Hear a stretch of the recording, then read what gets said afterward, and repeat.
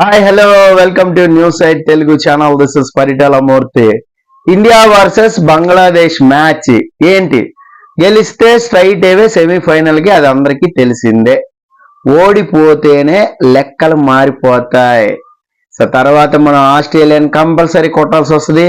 అలాగే బంగ్లాదేశ్ కూడా ఓడిపోవాల్సి వస్తుంది ఆఫ్ఘన్ మీద. ఇట్లా అంటే రన్ రేట్ మార్జిన్ క్యాల్కులేషన్ అవుతుంది అనమాట. అప్పుడు 4 పాయింట్ ఈక్వల్ చేసింది అనుకో Bangla. So India versus Bangladesh run rate అనేది సెమీఫైనల్ కి లెక్కలు మారుస్తుంది. సో ఇక్కడ ఇంకొక పాయింట్ ఉంది. ఏంటి అంటే సో ఆస్ట్రేలియా బంగ్లాదేశ్ మ్యాచ్ లో కూడా మీకు ఆ యూజ్ మార్జిన్ అనేది దానికి ప్లస్ అయింది. ఆఫ్ఘన్ ఆస్ట్రేలియా మ్యాచ్ అనేది కీలకం అవుతుంది. సో మీకు లాస్ట్ టైం వరల్డ్ కప్ గుర్తుందిగా, ఆఫ్ఘన్ త్రుటిలో తప్పింది. గ్లెన్ మ్యాక్స్వెల్ ఒక్కడు ఆదుకోపోతే ఆ రోజు ఆ డబుల్ సెంచరీ కొట్టకపోతే తట్టబొట్ట సర్దేసుకునేవాళ్ళు ఆస్ట్రేలియా వాళ్ళు. సో వరల్డ్ కప్ కి అదే ఒక ఇన్స్పిరేషన్ మ్యాక్స్వెల్ ఇన్నింగ్స్, అందుకే వాళ్ళు వరల్డ్ కప్ కొట్టారు. సో ఆ మ్యాచ్ కూడా చాలా ఇంట్రెస్టింగ్ ఉండిపోతుంది. ఇక గ్రూప్ బికి వస్తే చాలా అంటే చాలా నిన్న మ్యాచ్ చూస్తే సౌత్ ఆఫ్రికా ఎడ్జ్ వరకు, ఇంకా ఇంగ్లాండ్ గెలిచే మ్యాచ్ ని చేతులార ఓడిపోయిన బ్రూక్ వికెట్ రైట్ టైంలో తీసి సౌత్ ఆఫ్రికా గేమ్ లోకి వచ్చింది. ఇంకా లాస్ట్ ఓవర్ లో రన్స్ కావాలి అన్నప్పుడు మాత్రం కొంచెం తడబడ్డాయించారు. అక్కడ మీకు శ్యామ్ కరణ్ స్ట్రైకింగ్ తీసుకుందాం, హిట్ చేద్దాం అనుకునే కొంచెం సింగిల్స్ కూడా తీయలేదు. దానివల్ల సో వాళ్ళు ఓడిపోవాల్సి వచ్చింది ఇంగ్లాండ్ వాళ్ళు. అలాగే ఒక గెలిచే మ్యాచ్ ని ఇంగ్లాండ్ ఎడ్జ్ వరకు తెచ్చుకుని ఓడిపోవడం ఇది ఫస్ట్ టైం కాదు, వాళ్ళకి చాలా సార్లు జరుగుతుంటుంది. ఐసీసీ టోర్నమెంట్స్ లో చూస్తే ఈజీ గెలిచేస్తారు కదా అంటే టప టప టప టప వికెట్లు కోల్పోతూ ఉన్న సందర్భాలు ఎప్పుడు ఉన్నాయి. ఇంకా సౌత్ ఆఫ్రికా అయితే 4 points తో చాలా కంఫర్టబుల్ గా సెమీస్ బెర్త్ కన్ఫర్మ్ చేసుకుంది. నెక్స్ట్ సినారియో ఏంటి అంటే వెస్టిండీసా ఇంగ్లాండా, ఈ రెండిట్ల మధ్యలోనే ఉంది పోటీ. చూడండి ఇక్కడ వెస్టిండీస్ సౌత్ ఆఫ్రికా మ్యాచ్ ఉంది. ఈ మ్యాచ్ లో సౌత్ ఆఫ్రికా గెలిచిందా వెస్టిండీస్ ఇంటికే, అప్పుడు ఇంగ్లాండ్ కి ఈజీ అవుతుంది. యూఎస్ఏ మీద గెలిస్తే కంఫర్టబుల్ గా వాళ్ళు సెమీస్ కి వచ్చేస్తారు. అలా కాకుండా వెస్టిండీస్ గెలిచిందా, ఇక్కడ 3 సినారియోస్ మారుతాయి. చూడండి, సౌత్ ఆఫ్రికాకి రన్ రేట్ ప్లస్ గా ఉంది కాబట్టి ఆల్మోస్ట్ 90% కన్ఫర్మ్ సెమీస్ బెర్త్ అనుకోవచ్చు. సో వెస్టిండీస్ కి అప్పుడు 4 points ఉంటాయి. వాళ్ళు యూజ్ మార్జిన్ తో కానీ సౌత్ ఆఫ్రికాని కొట్టారంటే, రన్ రేట్ ఎక్కువ ఉంటే సౌత్ ఆఫ్రికా కంటే ఒక హెడ్ ఎక్కువ వెళ్ళారు అంటే అప్పుడు ఇంగ్లాండ్ సూప్ లో పడిపోద్ది. అప్పుడు యుఎస్ఏ మీద భారీ మార్జిన్ తో కొట్టాల్సి వస్తుంది. అప్పుడు సౌత్ ఆఫ్రికా కూడా బ్యాక్ వెళ్ళి ఇంగ్లాండ్ కూడా రావచ్చు. అంటే ఈ లెక్కలు అనేది చాలా ఇదిగా ఉంటాయి. సో సూపర్ 8 లో ఉండే మజా అదే. 4 టీముల్ని డివైడ్ చేయడం వల్ల సో ఒకళ్ళు 3 మ్యాచ్లు ఆడుతున్నారు. ఆ 3 మ్యాచ్లో కూడా కంఫర్టబుల్ గా గెలిచి ఒక స్ట్రాంగ్ పొజిషన్ లో ఉండాలని అయితే అనుకుంటారు. సో నా ప్రిడిక్షన్ ఏంటి అంటే మాక్సిమం వెస్టిండీస్ సౌత్ ఆఫ్రికాని కొడుతుందనే నేను అనుకుంటున్నా. కొట్టింది అంటే 4 పాయింట్లు ఉంటాయి. ఆ 4 పాయింట్లతో వాళ్ళు కంఫర్టబుల్ గానే ఉంటారు. అయితే ఇంగ్లాండ్ యుఎస్ఏని కొడితేనే ఒక యూజ్ మార్జిన్ తో ఇంగ్లాండ్ వస్తుంది. అదర్వైజ్ సౌత్ ఆఫ్రికా వెస్టిండీస్ వచ్చే ఛాన్సెస్ ఎక్కువగా ఉన్నాయి. ఒకవేళ గెలిస్తే వెస్టిండీస్, ఓడిపోతే ఎవరేం చేయలేరు. అప్పుడు ఇంగ్లాండ్ సౌత్ ఆఫ్రికా వస్తాయి. అది గ్రూప్ బి. మన ఇండియా బంగ్లాదేశ్ మ్యాచ్కి వస్తే వర్షం పడితే ఏంటి పొజిషన్? సో ఓడిపోతే ఇందాక చెప్పాను, సో లెక్కలన్నీ మారిపోతే వర్షం పడితే చిరొక పాయింట్ ఇస్తారు. దానివల్ల ఎవరికి డ్యామేజ్ అవుతుంది? ఇండియాకే డ్యామేజ్ అవుతుంది. అప్పుడు 3 పాయింట్లు మాత్రమే ఉంటాయి బ్యాంక్ లో. అప్పుడు కంపల్సరీ ఆస్ట్రేలియాని గెలిస్తే కంఫర్టబుల్ గా సెమీస్కి వచ్చేస్తారు. అప్పుడు ఆస్ట్రేలియా అండ్ బంగ్లాదేశ్ కి ఛాన్స్ ఉండదు ఇంకా. సో ఆస్ట్రేలియాకి ఛాన్స్ ఉండదు. సో కాబట్టి ఇక్కడ మీకు ఆస్ట్రేలియా ఇంకొక మ్యాచ్ ఉంటుంది కాబట్టి ఆ మ్యాచ్ లో కూడా వాళ్ళు ఆఫ్ఘన్ మీద ఆడి గెలిస్తే అప్పుడు సెమీస్కి వస్తారు. ఒకవేళ అది ఓడిపోయారు అనుకోండి, అప్పుడు బంగ్లాకి ఛాన్స్ ఉంది. సో లెక్కలన్నీ మారిపోతాయి వర్షం వస్తే మాత్రం. సో ఒక్క పాయింట్ కానీ బంగ్లాదేశ్కి వచ్చిందా, వాళ్ళు చాలా ఇదిగా ఉంటారు, బలంగా ఉంటారు. అప్పుడు ఆఫ్ఘన్ బంగ్లా మ్యాచ్ అనేది చాలా కీలకం అవుతుంది. సో ఈ సినారియోస్ లెక్కలన్నీ కూడా చాలా ఇదిగా ఉంటాయి. వర్షం పడితే మాత్రం చాలా డేంజర్. అయితే వర్షం పడే ఛాన్స్ ఎంతవరకు ఉంది, పిచ్ రిపోర్ట్ ఏంటి, టీమిండియా ఏం చేంజెస్ చేస్తుంది? సో వర్షం పడే ఛాన్సెస్ అయితే ఉన్నాయి. అక్కడక్కడ ఆటగా అంతరాయం కలిగిస్తాయి అని అయితే ఒక రిపోర్ట్ అనేది వస్తుంది. సో కాబట్టి ఎవరైతే బ్యాటింగ్ చేస్తారో వాళ్ళు కొంచెం స్పీడ్ గా బ్యాటింగ్ చేసుకుని హ్యూజ్ టోటల్ గాని కొడితే, దాని తర్వాత బ్యాటింగ్ చేసే వాళ్ళకి వర్షం ఆటంకి కలిగిస్తే మాత్రం ఖచ్చితంగా డక్వర్త్ లూయిస్ అనేది మ్యాటర్ అవుతుంది. ఆ మ్యాటర్లో ఏమైనా బంగ్లాదేశ్ గెలిచింది అనుకోండి, సో చాలా అంటే చాలా డిఫికల్ట్ అవుతుంది. గ్రూప్ ఏ లెక్కలు ఇంకా చాలా తారుమారు అయిపోతుంది. సో డక్వర్త్ లూయిస్ మెథడ్ లో ఎవరైనా గెలవచ్చు.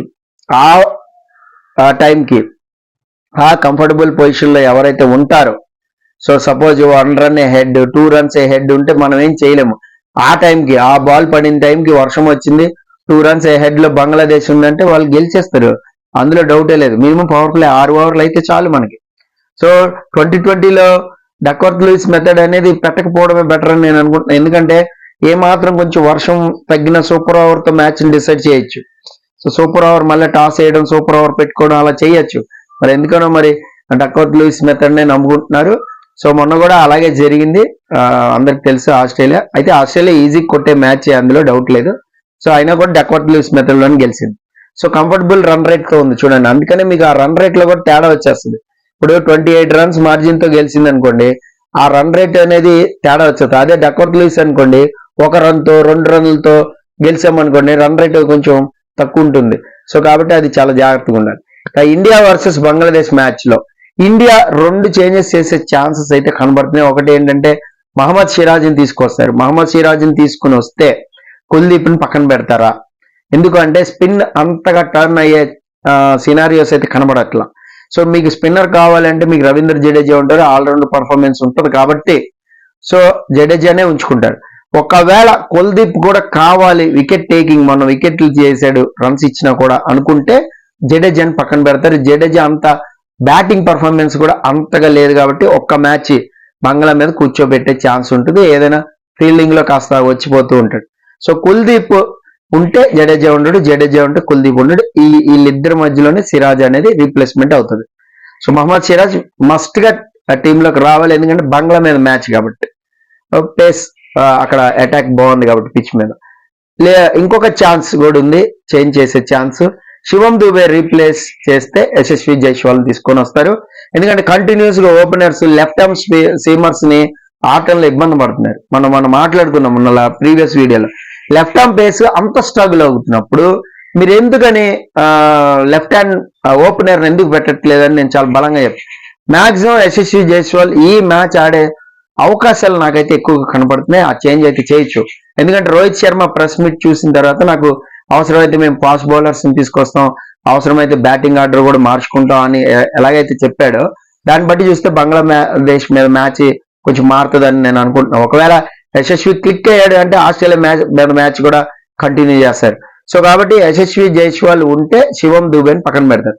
అప్పుడు మీకు చూడండి బౌలింగ్ మీకు కరెక్ట్ గా సరిపోద్ది. అప్పుడు జడేజాని పక్కన పెట్టి శివం దుబేని పక్కన పెడితే కుల్దీప్ ఉంటాడు, సిరాజ్ ఉంటాడు. సో 4 ఫాస్ట్ బౌలర్స్ ఉంటారు. మీకు Hardik Pandey and Axar Patel replaced by 5th bowler. So కాబట్టి మీకు ఆ లెక్క అనేది పర్ఫెక్ట్ గా టీం అనేది సరిపోద్ది. ఇది కరెక్ట్ టీమ్ అని నేను అనుకుంటున్నాను.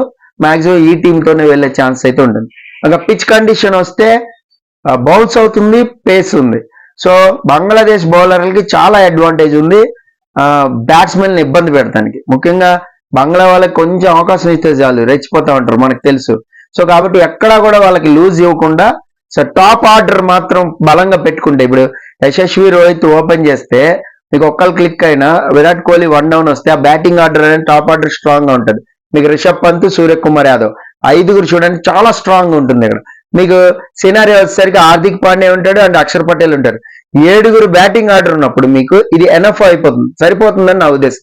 తర్వాత మీకు కుల్దీప్ ఉండని, చాహల్ ఉండని, బుమ్రా ఉండని, సిరాజ్ ఉండని, హర్షదీప్ సింగ్ ఉండని, ఎవరున్నా కూడా మీకు ఆ టీంలో అంటే చాహల్ రీప్లేస్డ్ బై కుల్దీప్ ఇట్లా అనుకున్నా కూడా నెక్స్ట్ వచ్చే మ్యాచ్ల్లో సో మీకు ఆ టీం కూర్పు అనేది సరిపోతుంది అనమాట కరెక్ట్ గా. సో ఇలా వెళ్తే మీకు ఫైనల్ వరకు ఇదే కంటిన్యూ చేస్తాడు రోహిత్ శర్మ అని నేను అనుకుంటున్నా.